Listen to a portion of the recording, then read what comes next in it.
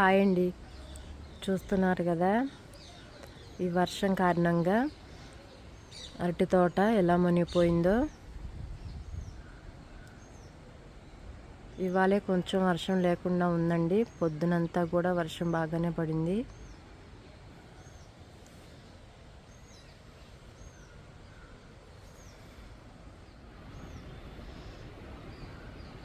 నీళ్ళు నిలిచిపోయాయి.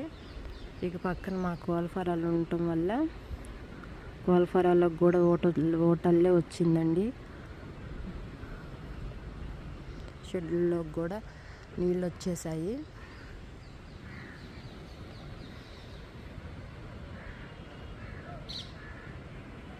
పక్కన కనపడుతుందంతా కూడా లాక్ అండి. అది